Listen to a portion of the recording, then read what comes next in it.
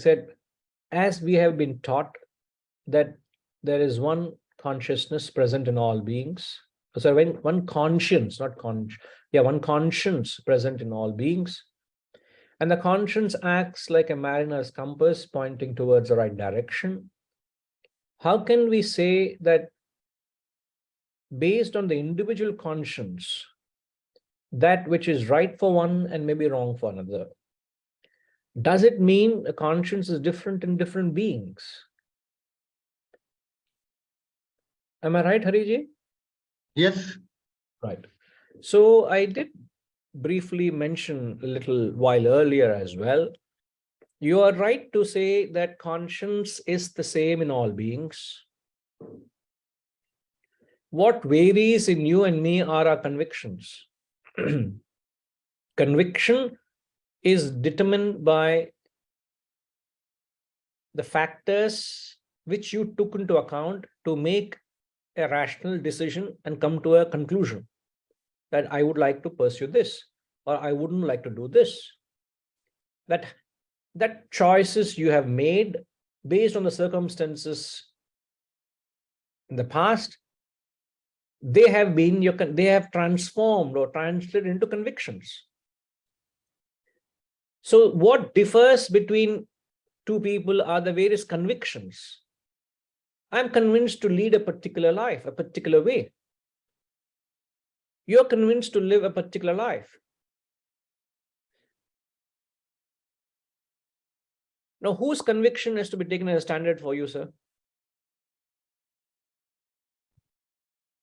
The conviction I have taken, the decision, is based on my vasanas, based on my personality, based on my priorities, circumstances, and so on and so forth. So when you are convinced, I am not talking about an action based on an impulse or a whim or a fancy. Very unlikely when you act impulsively, your conscience supports it. I would say, as a thumb rule, conscience does not support an action which is acted impulsively. Impulsive means without a considerable thought and attention to it. Including yesterday, we said that we will sleep over it and take a draft a message this morning. We were various, based on a certain decision had to be taken, and we were considering a few options that we'll sleep over it. No impulsive. You may be right, but your conscience will not support it. Operating on impulses and feelings is operating on the mind. Conscience doesn't support any action driven purely on the mind. Mind could be right, mind could be wrong, but conscience will not give you the comfort. I could be wrong with my conviction, and that's where the conscience comes in. Conscience never supports an action driven purely on the mind.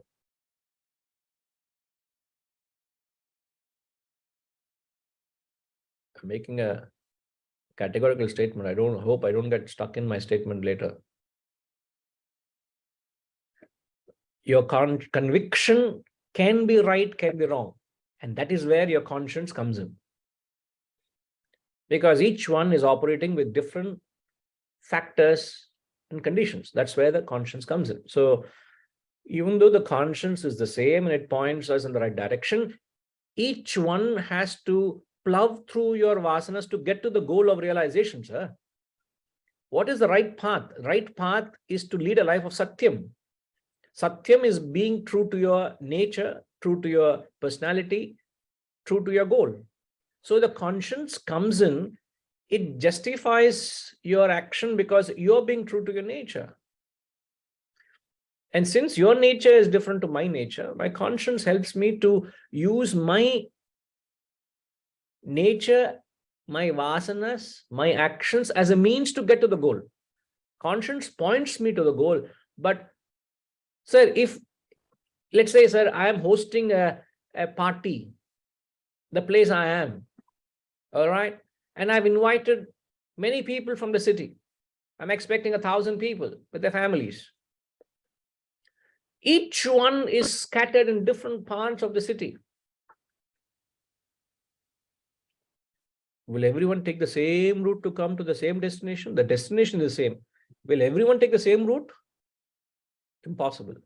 Each one is there in the north, one is there in the south, one is there in the northeast, one is there in the southwest, one is there in the outskirts of city, one is there a few minutes walk away from the destination. Each one will take a route which is unique and convenient for them, but the destination is the same. And what guides them is the GPS. That's the path that they take. And whenever you go off path, the GPS will alert you. You're going off track. So the GPS is the conscience. The destination where the event is being held is the goal. The places where you all are placed in the city is your nature. You use your nature, use the GPS to get to the goal, which is the destination. I don't see any confusion, nor is there a contradiction. No, can I ask? Please. Yeah, my question was because it was written in the takeaways. What is right for one may not be right for the another, depending on its conscience. Yes. Sir, So if I have to come, sir, if I have to come from one destination, I will find the shortest route to get to the destination or the longest route. You tell me. Just think along with me, sir. Don't go back to what you're asking. I had to interrupt you. I'm sorry for that. But I'm just to this point. Yeah, no problem. If I have to come from one point, would I should use the shortest route to get there, or would I go to other end and then come there? Is it right for me? No.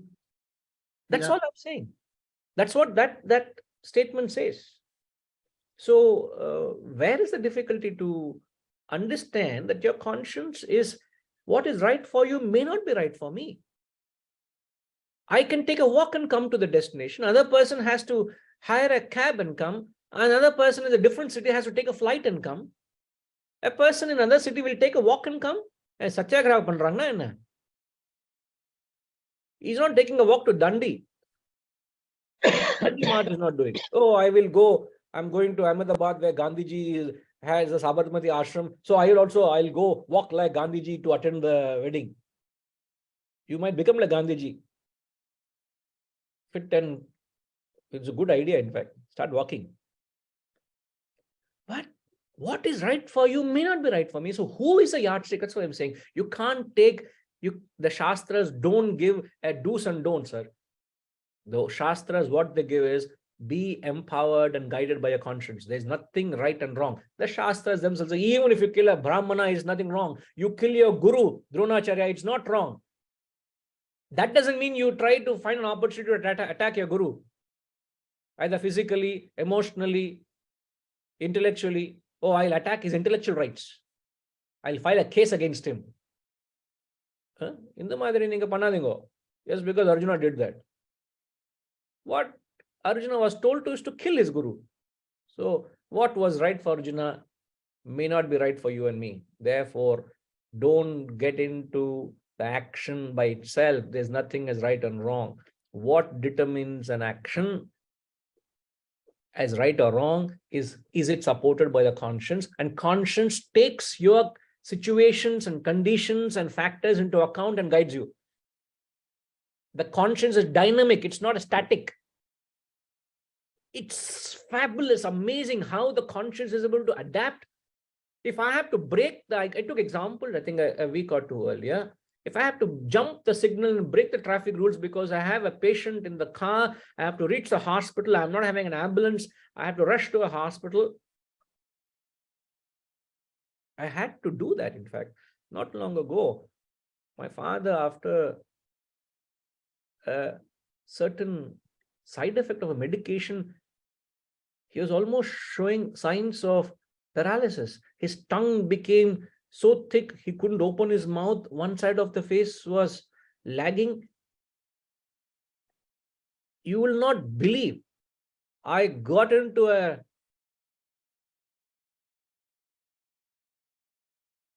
driving mode of a Ferrari Formula 1 car. Though I had an ordinary car, not a Formula 1 car, but I drove like a Formula 1 driver. Not believe every possible place I could jump the signal, I could break the rule. Before I could realize, I was at the hospital, and it was, thank God, it was just a side effect of a medication. They gave an antidote and it got cured in a couple of hours. We're back home. But if I did not take him there, they said it would have had serious consequences. See the side effect. And it comes once in one patient in 10,000 people get that side effects. The doctor, when he came to emergency, said, this is exactly the side effect of the medicine. Are you taking this medication because you had the surgery? Is this the medication you're taken? 1 in 10,000 happens. I'm glad you got him at the point. If I had waited for an ambulance, if I had called and done all that, it would have been dangerous. Now, when I look back on that action, I have not committed a sin. Even if I had been fined, I'll have every reason to go and present my case and rest my case and say, sir, I have done for this reason. You will have no reason to punish me. Even if I have to pay a fine, I am free. I am not bound by that act. So am I right in doing that? Can I use that excuse of jumping signal and do every time I drive? No, I can't do that. So it should not be difficult to understand this concept when you look at it this way. The two examples, I repeat, the two examples is the destination. Ramji, what is the example we given, sir? The destination. Okay, Ramji, we'll ask Vijayji, please. Please allow me to do so. Vijayji, the first example was? Jumping the signal, Guruji? No, so that's the second example. We said the GPS, no? There's a... Wait, so if you invite 1,000 people and they all arrive at the same destination, but through different routes because they stay in different places. Correct. And you liken the... I'm not, I think it requires a little time for me to link the three things to what? The three things we said is the place you're located is your current nature. The destination is the same, which is the goal of realization. The route you take, the GPS which guides you, is the conscience. Conscience, yes.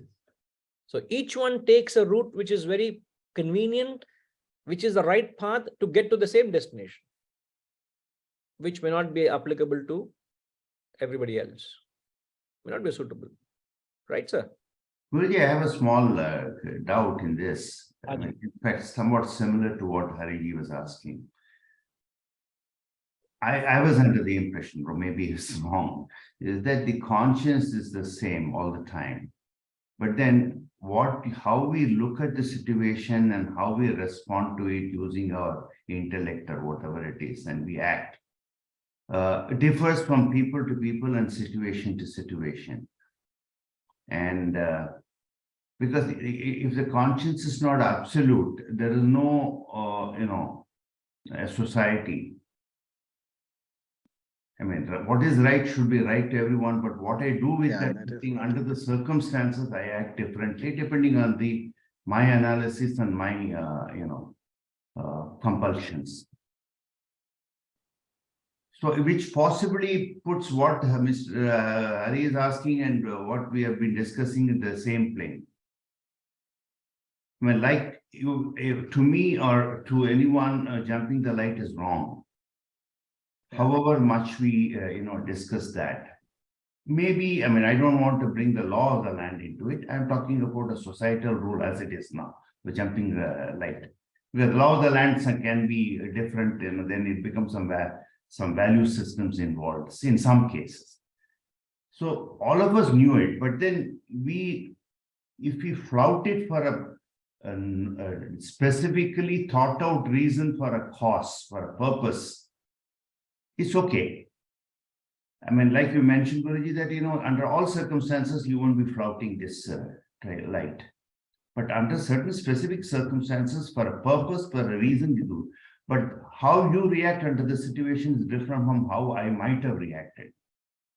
I might have said, no, it's not. It's more important to stay in the, obey the rule and then possibly not acted, for a right cause.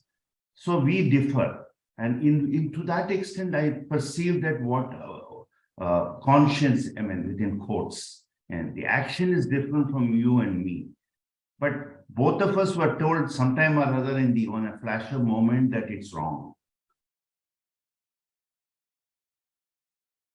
So what It is more of a justification. Yes, I am not wrong. I jumped the queue or I jumped the traffic light because of this. But fundamentally, we know whatever may be the cause, jumping the red light is wrong. That is wrong for anybody, whatever may be the reason. But we can justify. I did it because I had to save somebody's life. Sir, please understand, justification vis-a-vis upholding the conscience are two different concepts. You're just injecting a word justification into it to justify your argument. You're doing justification. What you're doing is justification. You are just using a term to establish your argument without understanding. I'm using the word out of context. What is justification? Justification is when you commit a sin and you use arguments to establish it without a valid reason. Okay. So it is a mind-driven. Justification is a mind-driven. It is emotion-driven. It doesn't have a basis to that action. But here we are not talking of justification. I am compelled to do a certain act. And you have a conscious act. Sorry? Sorry, Guruji. Yeah. It is a conscious thought of act. Absolutely. It's a That's what makes a difference. It's a conscious, deliberated, permitted act, again in the context. If I want to do that, I can take up a job as an ambulance driver. Because an ambulance and police are having the license to break the rules, because that is you and I will have to give way, no choice. You don't give way, you're committing a sin. You can't say, hey, it's red signal, I will not move. You better move. You will be put behind bars if you don't move in a country, in a foreign land. India, nobody moves. No, you will be committing a crime if you don't give way to an ambulance. You know that? If you are blocking if you break the signal, you are not punished because you gave way for an ambulance. So what rules are you talking about? Rules for you and me are same, but live by the rules. Only when the rules can serve a purpose, the rules have a meaning. When you don't use the rules to adapt to a situation, the rule has no meaning. Remember, we bring in the concept, sense of value and sense of proportion. If you don't know how to apply a value, that value has no meaning, sir. And that is all we are saying. And conscience supports, doesn't justify. The moment there's a justification, your conscience pricks. So you're talking opposite terms. I'm talking English, you're talking Spanish. Conscience pricks whenever you justify. Remember that. Conscience supports when you do an action with the right intent, whatever be the action, your conscience supports. I rest my argument. I rest my case. Please, Shatarudri Adhite, please reflect on this, Hariji, and come back. All right. Yes, Vijayji. Guruji, maybe it's out of syllabus question. How does conscience get formed? I think it's from the childhood, what we are told. Human being. Internally into the every person who is born. Yeah, it is. So in the Bhagavad Gita, he says every human being, I think in the 4th chapter, I think 3rd or 4th chapter, he says there, Sahayagnya praja shruštva purovacha prajapatihi. When the Prajapati, when the Creator created mankind, he says he has created you with the capacity to perform yajna, means sacrifice. Just like that, a human being also is born with this innate capacity to perform yajna and reach the higher goal and do good to himself. And that the conscience helps you when you don't perform a yajna of sacrifice, means when you don't perform unselfish or you perform selfish actions, your conscience says, don't do that. Don't be egoistic. Don't be possessive. Don't be attached. Don't get bound. Your journey in life is to be liberated. So since you're born with that capacity, the conscience is enabling that capacity. If that capacity was not there, what is the conscience needed for? There's no conscience needed. So you don't conscience is a common factor in all human beings, whether you're a sinner or a saint. Conscience cannot evolve or devolve. Conscience remains constant in all circumstances. What differs is how much you heed it or not. If you heed the conscience, you will abide by it. If you don't heed because of the maze of your emotions and desires and attachments, you will continue to act in line of your attachment, disregarding your conscience. So it ultimately becomes important as to why you did not heed a conscience, whether it is by instinct and mind or thought out intellect and reason. Yes.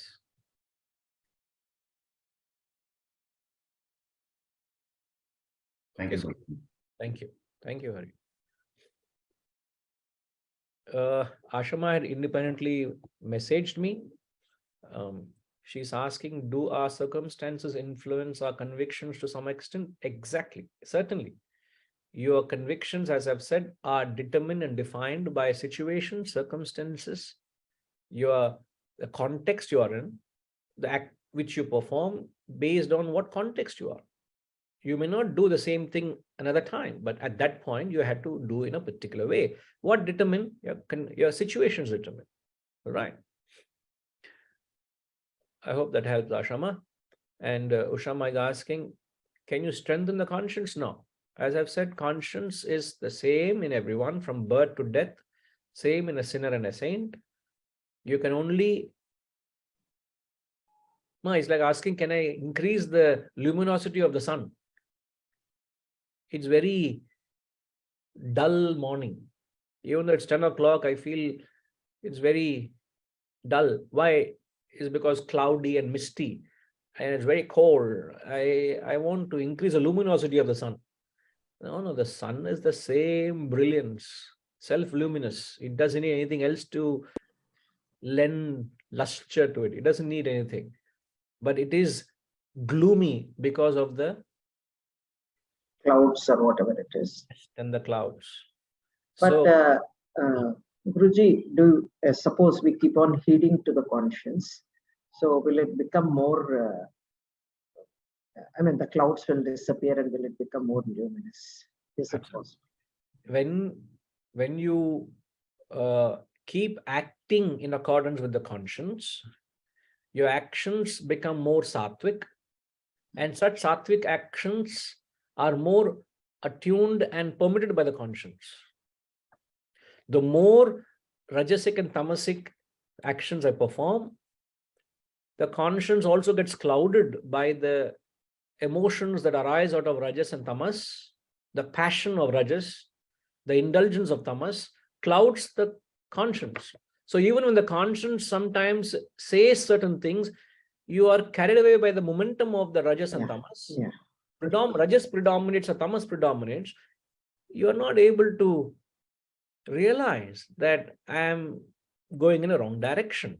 I should not do that. So what helps you to heed conscience is satsang helps you a great deal. Yeah. The more you are in a satsang, it creates an environment so that your actions are in your best interest, because conscience would not permit anything which is detrimental to you. Yeah. So by creating an environment where I condition myself that my actions are permitted by the conscience, I heed the conscience better. And as you, in fact, one sign of spiritual growth is difficult to gauge though, is you start heeding the conscience very clearly. Very, very, so loud. It's so clear. And sometimes you see, why are others not able to hear it? And also you will feel, sir, why it is so strong that it will not allow you to do anything which is wrong or which is not sattvic or which is. So many a times you tell yourself, why is it so loud? No, you don't complain. Why is it loud? No, complain. It's not the complaint. But loud, no, you're complaining, no. And the Lord, it is loud. Thank God. It is operating full blast. It's all the time. Even in a sinner, it's operating full blast. Yes. It doesn't But- sit quiet. It's just that there's so much of the thick veil Yeah. of desires and attachments and vasanas are covering the self. Those sound or the conscience, you can't It hear. doesn't penetrate. No? It's like in a soundproof room. No? Yeah. You don't hear, the sound doesn't get to you. Yes. The same question has been asked by Arjuna in his the 36th verse in chapter 3. By what impelled, by what impelled that man does sin against his wish? Athakena prayuktoyam. Yeah. Kamesha, Krodesha, that is 37, 38, 39, 40. Chapter 3. Chapter 3, 36 is the question. 37, 38, 39, 40 is the answer. So, Athakena, what is that force that compels me to commit sin against my own wish, O Varshneya, O Krishna? Yes, Amayesha, Krodesha, Yoguna Samudbhava, which is Yeah. what I said, is rajas, desires and attachments and anger and emotion that cloud your intellect, cloud actions. Like the smoke covered the mirror and Right. So please fall back, refer to those verses. Hope we have clarified it. I'm afraid I'll have to leave it at this because I have a busy day ahead. I need to head for meetings lined up today. So if there are any questions, please do send me in, and we can take it up in the subsequent class before we start the text, or during the course of subsequent classes. I can answer that. All right. So we will conclude. Okay. Om Purnamada Purnamidam Purnat Purnamudachyate Purnasya Purnamadaya Purnamevavashishyate. Om Shanti Shanti Shanti. Harihi Om. Shri Gurubhyo Namaha. Harihi Om.